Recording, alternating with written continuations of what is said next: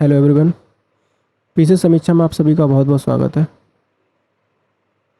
Current affairs series आज से start कर रहे हैं और करंट अफेयर्स में जितना भी इम्पोर्टेंट पोर्शन होगा जो आने वाले एग्ज़ाम्स के लिए रिलीवेंट होगा, जैसे कि पीसीएस के लिए, प्रीलिम्स के लिए पिछली बार जो क्लासेस चलाई गई थी करंट अफेयर्स की, तो काफ़ी कुछ करंट अफेयर्स में आया था।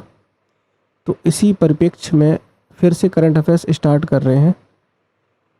सेक्शन वाइज स्टार्ट करेंगे। अवार्ड सेक्शन या स्पोर्ट्स सेक्शन हो सकता है अगला टॉपिक, अपॉइंटमेंट्स हैं, ठीक है, नेशनल या इंटरनेशनल इवेंट्स हैं। तो इस तरीके से करंट अफेयर्स कवर कराया जाएगा, ठीक है। तो चलिए स्टार्ट करते हैं। ये अवार्ड सेक्शन आज से स्टार्ट कर रहे हैं। चलिए तो देखिए, 25 जनवरी 2026 को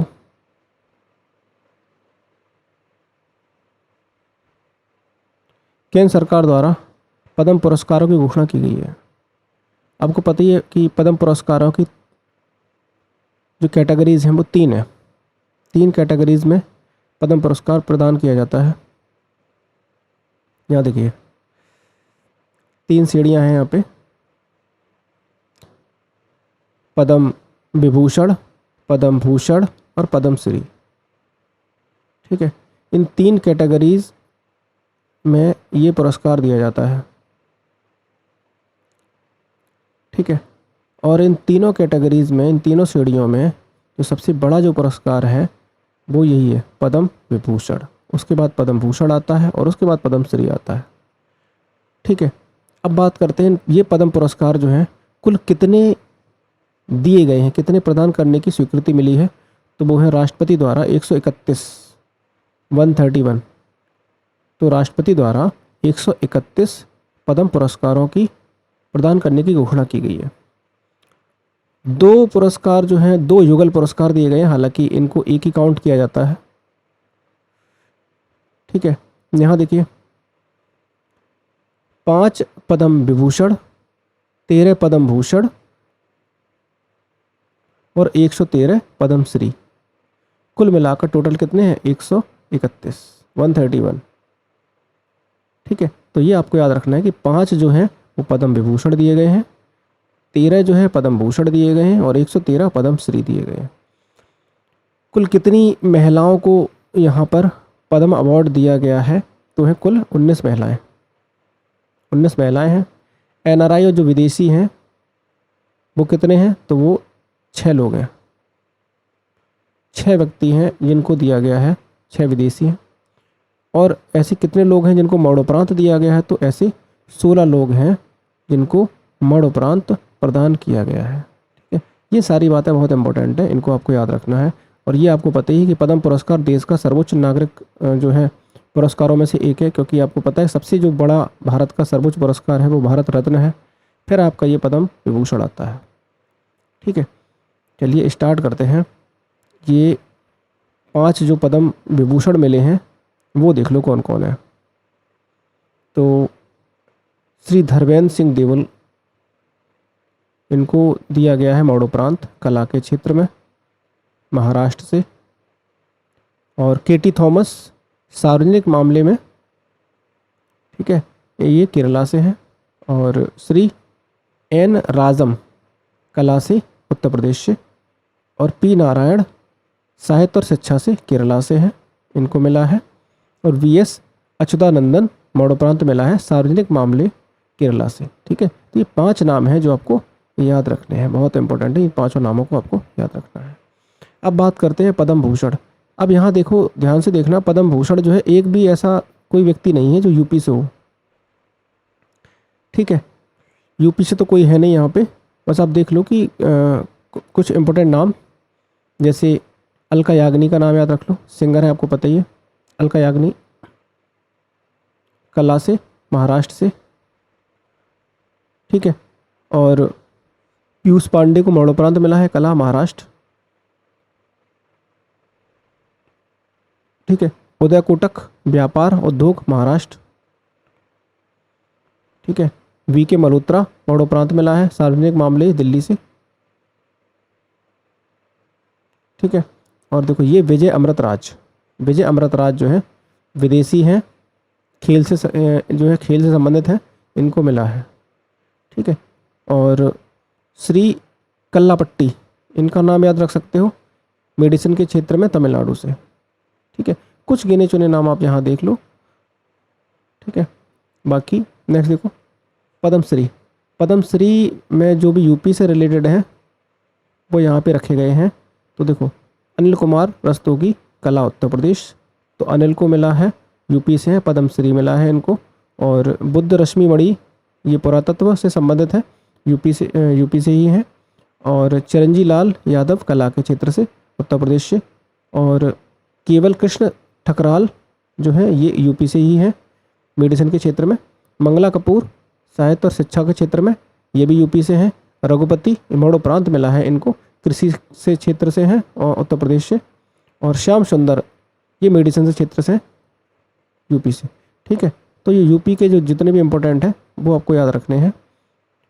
नेक्स्ट देखो, नेक्स्ट बात करते हैं, ये क्वेश्चन है कि पद्म पुरस्कार की घोषणा की गई है केंद्र सरकार द्वारा, स्टेटमेंट कौन सा करेक्ट है। पहला स्टेटमेंट क्या कह रहा है, पहला स्टेटमेंट कह रहा है कि 131 पद्म पुरस्कार प्रदान करने की घोषणा की है राष्ट्रपति ने, बिल्कुल ठीक है, मंजूरी दी गई है, करेक्ट है। और सेकंड स्टेटमेंट क्या कह रहा है कि इस वर्ष 2 लोगों को मरणोपरांत पद्म विभूषण से सम्मानित किया गया है, ठीक है। देखो दोनों बातें सही हैं, बिल्कुल ठीक है, दोनों बातें यहाँ पर सही हैं, इसलिए उपयुक्त सभी स्टेटमेंट करेक्ट है। तो तीसरा स्टेटमेंट और ये देख लो, धर्मेंद्र सिंह देवल, इनको भी तो मिला है मरणोपरांत, ठीक है। तो 2 लोगों को मरणोपरांत मिला है, तो धर्मेंद्र सिंह देवल मरणोपरांत कला पद्म विभूषण से सम्मानित किया गया है, ठीक है। तो ये कुल मिलाकर ये तीनों स्टेटमेंट बिल्कुल करेक्ट है, ठीक। नेक्स्ट बात करते हैं, जनवरी 2026 में प्रसिद्ध वायलिन वादक संगीतकार अमर हल्दीपुर इनको जो है एच.डी. बर्मन अंतर्राष्ट्रीय संगीत पुरस्कार मिला है। तो एच.डी. बर्मन अंतर्राष्ट्रीय संगीत पुरस्कार आपको याद रखना है, अमर को मिला है, ऐसे बना लो इसको। उन्हें यह पुरस्कार 24 में पुणे अंतर्राष्ट्रीय फिल्म महोत्सव, जो अंतर्राष्ट्रीय फिल्म महोत्सव है इसका आयोजन कहाँ हुआ है, पुणे में। तो कौन से नंबर का, 24वें नंबर का, ठीक है। सर्वश्रेष्ठ अंतर्राष्ट्रीय फिल्म का पुरस्कार किसको दिया गया, तो द एनालिसिस फील्ड को मिला है, द एनालिसिस फील्ड को सर्वश्रेष्ठ अंतर्राष्ट्रीय फिल्म का पुरस्कार मिला है 24 में अंतर्राष्ट्रीय फिल्म महोत्सव में पुणे में जो हुआ है। और किसको मिला है, अमर हल्दीपुर, जो प्रसिद्ध वायलिन वादक और संगीतकार है, इनको अंतर्राष्ट्रीय संगीत पुरस्कार से नवाजा गया है, ठीक है। क्वेश्चन है किसे एच.डी. बर्मन अंतर्राष्ट्रीय संगीत पुरस्कार प्रदान किया गया है, तो आपको पता ही है आंसर क्या है, अमर हल्दीपुर। अगला क्वेश्चन देखो, जनवरी 2026 में जेसी डैनियल अवार्ड 2024 वरिष्ठ अभिनेत्री शारदा को प्रदान किया गया है, ठीक है। तो जेसी डैनियल अवार्ड किसको मिला है, अभिनेत्री शारदा को मिला है, ठीक है। जो यह पुरस्कार जो है मलयालम सिनेमा में किसी व्यक्ति के आजीवन योगदान के लिए केरल सरकार द्वारा प्रतिवर्ष दिया जाता है। तो केरला सरकार ने दिया है और 1992 से ये प्रदान किया जाता रहा है।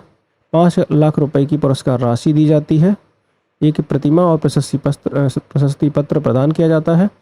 क्वेश्चन कह रहा है कि जेसी डैनियल अवार्ड जो है वो किसे प्रदान किया गया है। अब आप लोग आराम से कर लोगे इस क्वेश्चन को, आई थिंक आपको आंसर पता है, आप लोग बताना कमेंट में। अगला क्वेश्चन यहाँ देखो, 68वां वार्षिक ग्रैमी अवार्ड, 68वां वार्षिक ग्रैमी अवार्ड 1 फरवरी 2026 को जो है ये पुरस्कार प्रदान किया गया है, कहाँ पर, लॉस एंजलिस में कैलिफोर्निया अमेरिका में ये 68वां जो वार्षिक ग्रैमी अवार्ड है ये प्रदान किए गए हैं, ठीक है। तो यहाँ पे देखो कॉमेडियन ट्रेवर नोआ ने छठी और अंतिम बार समारोह की मेज़बानी करी है। और 68वां जो ग्रैमी अवार्ड है किस किस को मिला है, तो ये देख लो, record of the year Luther को, केंड्रिक लेमर और एस.जे.डे की जो एल्बम है ये लूथर, इसको मिला है, ठीक है। Album of the year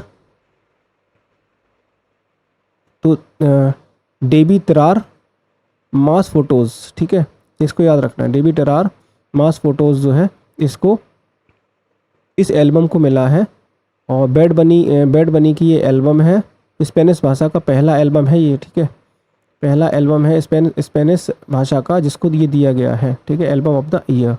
song of the year किसको मिला है, तो वाइल्ड फ्लावर को जो है बिली इंग्लिश का जो वाइल्ड फ्लावर है इसको सॉन्ग ऑफ द ईयर का पुरस्कार मिला है, ठीक है। बाकी कुछ और देख लेना, बाकी जो इम्पोर्टेंट है वो बातें यही हैं। और देखो ये इम्पोर्टेंट बात और है इसमें, यहाँ तिब्बती गुरु दलाई लामा, यहाँ देखो तिब्बती गुरु दलाई लामा ने भी meditations the reflections of his holiness the Dalai Lama, ठीक है, इसके लिए सर्वश्रेष्ठ ऑडियो बुक, नरेटर और स्टोरी टेलिंग रिकॉर्डिंग का अपना पहला ग्रैमी अवार्ड पुरस्कार जीता है, ठीक है। तो दलाई लामा का नाम यहाँ पर ये इम्पोर्टेंट है, ठीक है। क्वेश्चन देखो, क्वेश्चन क्या कह रहा है, 68वां ग्रैमी पुरस्कार के बारे में बताना है कि 1 फरवरी 2025 को 68वां वार्षिक ग्रैमी अवार्ड 2025 का पुरस्कार लॉस एंजल्स कैलिफोर्निया अमेरिका में किया गया है, बिल्कुल करेक्ट बात है।